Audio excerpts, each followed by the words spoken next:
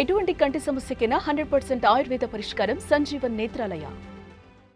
So యాక్చువల్గా మీకు ఎప్పుడు అనిపించింది ఇలా చేయాలి అంటే? మీకు మంచి జాబ్ ఉంది, మంచి ప్రొఫెషన్లో ఉన్నారు, ఇవన్నీ కాదనుకొని ఒక యూట్యూబ్ ఛానల్, అది కూడా ఏదైనా చేయొచ్చు, కమర్షియల్గా కూడా చేయొచ్చు.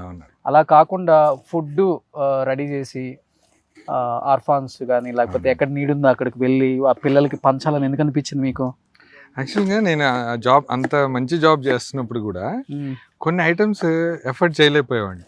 మనకు వచ్చే శాలరీస్ కానీ తినాలనిపించాలన్న కొన్ని ఐటమ్స్కి మనకున్న సిచ్యువేషన్స్కి చాలా అంటే స్ట్రగుల్ అయ్యేవాళ్ళం. కొన్ని అరే మనం రెస్టారెంట్కి వెళ్ళి తినాలన్నా భయం అనిపించేది ఆ మెనూ చూస్తే, ఆ ప్రైజెస్ చూస్తే. నాకు అలాంటప్పుడు అరే మనం ఎలాగో యూట్యూబ్ ఛానల్ పెట్టాలనుకుంటున్నాం కదా, పెడితే అంత హ్యూజ్ క్వాంటిటీలో ప్రిపేర్ చేసి ఎలాగో ఒక బెస్ట్ వీడియో అవుతుంది, యూట్యూబ్ నుంచి డబ్బులు వస్తాయి, అట్ ది సేమ్ టైం పిల్లలు కడుపు నిండా పెట్టినట్టు ఉంటుంది కదా అని దీన్ని ఇలా మోల్డ్ చేసుకున్నామండి. యాక్చువల్లీ నేను ఫేస్ చేసిన ప్రాబ్లమ్స్ వల్లే నవాబ్స్ కిచెన్ స్టార్ట్ అయింది. ఓకే, అదండి. యాక్చువల్గా మీరు మీడియాలోనే ఉన్నారు. అవునండి, ఈటీవీలో చేశారు. ఫస్ట్ ఈటీవీలో చేశాను. ఏం చేశారు ఈటీవీలో? ప్రోగ్రామ్ ఎగ్జిక్యూటివ్ గా చేశాను. మంచి జాబ్ కదా ఈటీవీ అంటేనే. అవునండి. ఆ తర్వాత మీకు తెలిసిందే కదా, శాలరీ హైక్స్ వస్తాయని ఒక ఛానల్ నుంచి ఒక ఛానల్ జంప్ అవుతా ఉంటాం. మారొచ్చు అట్లా. మేమేంటో ఈటీవీ నుంచి ఒక ఛానల్లోనే ఉన్నా. ఎవరన్నా హైక్ ఇస్తారంటే నా పర్సనల్ నెంబర్ కదండి. హైక్ ఇచ్చే వాళ్ళు ఎవరైనా ఉంటే నా పర్సనల్ నెంబర్ తెలుసు కదా అందరు సీఈఓ ఛానల్స్ కి. ఎంత ఇస్తారో చెప్పండి. హైక్ కోసం మారిపోయారా? అంత శాలరీ ఇచ్చే ఛానల్స్ లేవు మీకు ఇచ్చే. కాదు, హైక్ కోసం మారిపోయారు. నెక్స్ట్ ఏ ఛానల్ కి వచ్చారు? ఏబిఎన్ కి వచ్చారు, తెలుగు రాధాకృష్ణ గారి దగ్గరికి. అక్కడ బెస్ట్ ఎంప్లాయీగా ప్రూవ్ చేసుకున్నాను. రాధాకృష్ణ గారి చాలా గుడ్ విల్ కూడా ఉంది సార్ దగ్గర, చాలా ఇష్టపడతారు కూడా. ఓకే, సార్ బ్లెస్సింగ్స్ తీసుకొని నవాబ్స్ కిచెన్ స్టార్ట్ చేశాను. చెప్పారు ఆయనకి? చెప్పానండి. ఏమన్నారు? నువ్వేం చేసినా బ్లాస్ట్ చేస్తావు వెళ్ళన్నారు. అలాగే వచ్చింది. ఎప్పుడన్నా బిర్యానీ వండి పెట్టారు ఆయనకి? లేదండి, ఒకసారి ఇన్వైట్ చేద్దాం ప్లానింగ్ లోనే ఉన్నాం కానీ ఎప్పటికప్పుడు హెక్టిక్ అయిపోతుందండి. సార్ కూడా డేట్స్ కూడా కుదరట్లేదు.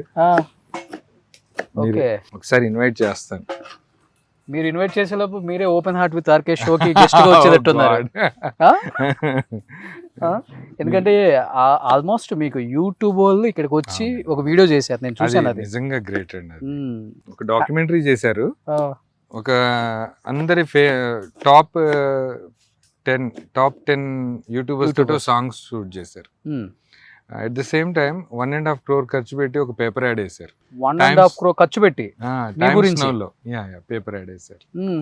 అది ఈనాడులో వచ్చింది, ఇంకా టైమ్స్ నౌలో. ఓకే, అది నాకు చాలా గౌరవం, అంటే చాలా హానర్ అనిపించింది అండి ఇన్ని రోజులు పడ్డ కష్టానికి. కానీ ఏ సిచ్యువేషన్ అనిపించింది పిల్లలకి, పూర్ పీపుల్ కి ఫుడ్ చేసి వండి పెట్టి డిస్ట్రిబ్యూట్ చేయాలని? ఇప్పుడు ప్రతి పని వెనకాల ఒక ట్రిగ్గర్ పాయింట్ ఉంటుంది కదా. నేను ఒకసారి టైమ్స్ ఆఫ్ ఇండియా వాళ్ళు ఇంటర్వ్యూ చేస్తున్నప్పుడు ఒక క్వశ్చన్ అడిగారు, ఎందుకు అనిపించింది ఇలా, ఎందుకు పెడుతున్నారని. నేను నిజంగానే ఆ రోజు ఆలోచించాను, నేను ఎందుకు పెడుతున్నాను, ఎందుకు అనిపించింది. నాకు ఒక ట్రిగ్గర్ ఎక్కడంటే, నేను ఎగ్జాక్ట్గా 11 to 12 years ఏజ్లో తెనాలి వెళ్తున్నాను అమ్మతో పాటు. ఇది సరదాగా, ఇది దసరా సంక్రాంతి సెలవులకో ఎప్పుడు వెళ్తుంటే విజయవాడ రైల్వే స్టేషన్లో 20 minutes కృష్ణ ఎక్స్ప్రెస్ ఆపుతారు. ఓకే, ఆ టైంలో ఎగ్జాక్ట్గా అది 1:30 టైంలో ఒక పిల్లాడు, నేను విండో సీట్లో చూస్తున్నాను కూర్చొని. ఆబ్వియస్లీ చిన్నప్పుడు మనం విండో సీట్లో వైపు ఎక్కువ కూర్చుంటాం కదా. కూర్చొని చూస్తున్నప్పుడు నా దృష్టి మరీ బట్టలన్నీ చిరిగిపోయి ఒక చింపిరి జుట్టు వేసుకొని అక్కడ ట్రాక్ మీద కూర్చొని దాంట్లో సగం ఇడ్లీ దొరికింది మనోడికి, పిల్లగాడికి. అది అంతా మిక్స్ అయిపోయిన పచ్చడి ఆ చట్నీలో నంచుకొని తింటున్నాడు. మేబీ అది నాకు బ్రెయిన్ లో ఒక స్టాంప్ లాగా పడిపోయింది. ఏజ్ లో 11 to 12 years ఆ టైంలో. అప్పుడు మేబీ అది అప్పటి నుంచి ఉండింది. ఇంకా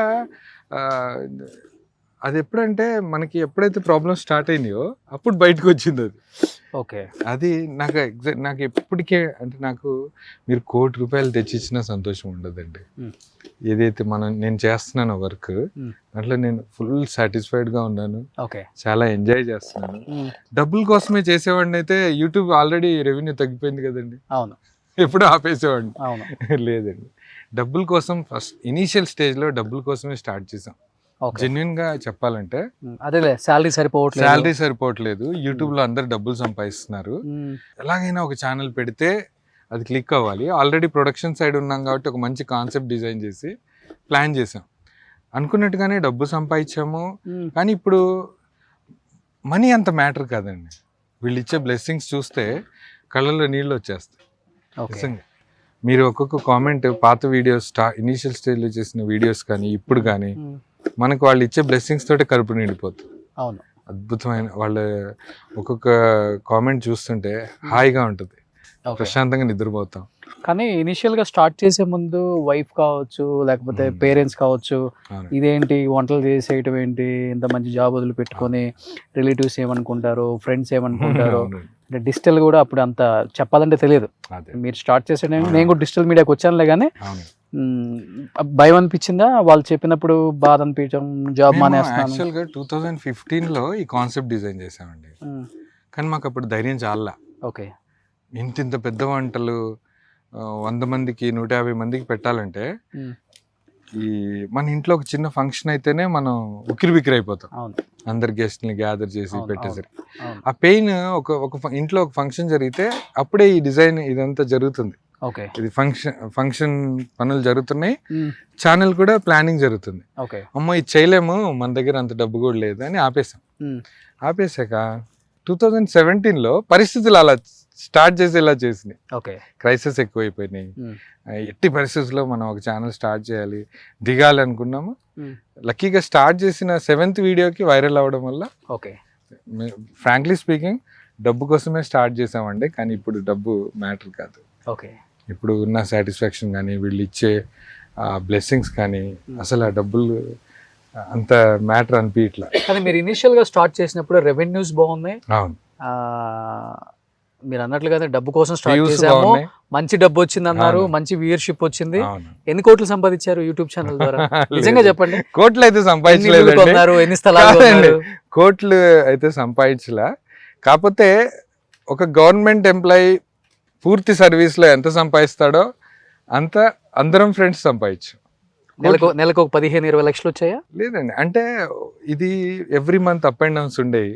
అదే 8 to 10-12 lakhs మధ్యలో కూడా వచ్చింది మంత్ కి. వచ్చింది. ఓకే, అది ఒక 4 years బ్యాక్ అండి. 4 years బ్యాక్. ఆ తర్వాత గ్రాడ్యువల్ గా 12 lakhs అంటే మీరు చెప్పినట్లుగానే ఆల్మోస్ట్ ఇయర్ కి వచ్చేసరికి 1,20,00,000, 1,30,00,000 వచ్చినాయి. అంతే కదా? అంటే ఇప్పుడు పెట్టి 7 years అయింది, ఆల్మోస్ట్ ఒక 10 కోట్లు వచ్చినాయి మీకు. లేదు, ఈచ్ వన్ మా ఛానల్ ఎంత పేరు వచ్చిందో అంత డబ్బు రాలే. అదే ఇనిషియల్ గా 3-4 years వచ్చింది, బాగా వచ్చింది. అప్పుడు ఇప్పుడు ఎలా ఉంటది అంటే అండి, ఒకేసారి మీరు డబ్బు వస్తున్నప్పుడు సేవింగ్స్ చేయాలనే ఆలోచన రాదు. అవును, అది ఖర్చు పెడతాము, ఆ లగ్జరీ లైఫ్ కి అలవాటు పడతాము. ఇప్పుడు అవన్నీ ఛేదించుకొని ఒక నార్మల్ లైఫ్ బతుకుతూ యూట్యూబ్ లో, అంటే ఇది జస్ట్ ఒక బ్లెస్సింగ్స్ కోసమే చేస్తున్నాం. ఓకే, అంటే ఇప్పుడు జాబ్ శాలరీ సరిపోక బయటకు వచ్చి డబ్బు కోసం, డెఫినెట్ గా డబ్బు అనేది కూడా ఉంటుంది. మనం ఎంత సోషల్ సర్వీస్ చేసినా కానీ మనకు ఉంటేనే చేయగలం కదా. మనకు లేనిది మన అప్పు చేసేవో లేకపోతే ప్రాపర్టీస్ అమ్మో చేయలేము. డెఫినెట్ గా ఆ కాస్ట్ తోనే స్టార్ట్ చేశారు. దాంతో పాటు మీరు కూడా కొంచెం బాగుపడ్డారు. ఈ ఇంట్లో ఉంటున్నాను లేకపోతే ఈ ప్లేస్ చూసినప్పుడు యూట్యూబ్ ద్వారా ఇంతమంది వ్యూయర్షిప్, మీరు ఇచ్చిన ఆశీర్వాదం, ఈ రోజు నేను ఇలా ఉన్నాను అంటే ఒక ఇల్లు కనుక్కోవటం. హైదరాబాద్ ఇల్లు కొన్నారా? ఆ ఫ్లాట్ ముందే కొన్నానండి. యాక్చువల్ గా నేను ఒక విషయం చెప్పాలండి, ఎప్పుడైతే మేము యూట్యూబ్ ఈ వీడియోస్ చేయడానికి వరంగల్లో మల్లికాంబ మన వికాస కేంద్రం అనే ఒక డిజేబుల్ కిడ్స్ దగ్గరికి వెళ్ళామండి. వెళ్ళి ఆ రోజు వాళ్ళకి ఫుడ్ డొనేట్ చేశాక వాళ్ళకి సరిగ్గా తినలేరు, ఓన్ గా సెల్ఫ్ గా తినలేరు, ఒకళ్ళు పెట్టాలి. అందరూ డిజేబుల్ కాబట్టి వాళ్ళకి టేస్ట్ తెలుసు, కానీ వాళ్ళు తినలేరు. అలాంటి కిడ్స్ ని మేము పిక్చరైజ్ చేస్తున్నప్పుడు ఒక డౌట్ వచ్చి నేను బయటకు వచ్చి కూర్చున్నాను. ఎవరైతే ఫౌండర్ ఉన్నారో డాక్టర్ గారు వచ్చి అడిగారు అనమాట, ఏంటి మోయిన్ ఇక్కడికి వచ్చినారంటే, లేదు సార్ వీళ్ళ బాధలన్నీ పిక్చరైజ్ చేసి నేను జనానికి చూపించి డబ్బులు సంపాదించడం నాకు అవసరమా అనిపిస్తుందని అన్నాను. అంటే ఆయన ఒకే మాట అన్నారు, మీరు స్ట్రాంగ్ ఉంటేనే ఇలాంటి పిల్లలకి పెట్టగలరండి, అందుకే ఇది కంటిన్యూ చేయండి అని అన్నారు. అప్పుడు నేను చేస్తున్నాను. ఇంకోటి డబ్బు, ఇల్లు, ఇవి యాక్చువల్గా యూట్యూబ్ అండి చాలా మందికి లైఫ్ ఇచ్చింది. చాలా మంది లైఫ్ ఇచ్చింది చెప్పాలంటే.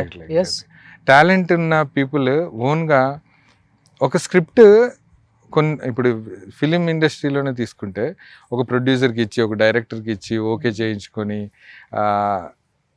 చాలా కష్టపడేవాళ్ళు. ఇప్పుడు అలా లేదు కదండి, యూట్యూబ్లో పెడుతున్నారు, వాళ్ళకు పేరు వస్తుంది, ఒకళ్ళు గుర్తింపు వస్తుంది, ఒక వే ఈజీ అయిపోయింది. YouTube best platform. యాక్చువల్ చెప్పాలంటే మనం వచ్చినప్పుడు చాలా కష్టం. అవును, ఎలా వీడియోలు చేయాలో తెలియదు, గెస్టులు దొరకరు, గెస్టులు దొరికినా కానీ 1,00,000 క్వశ్చన్స్ అండ్ అప్లోడ్ చేసేవాళ్ళు. అంటే అప్పుడు ఎంత అవగాహన లేదు. నేను వచ్చినప్పుడు అయితే జీరో నాలెడ్జ్ లేదు.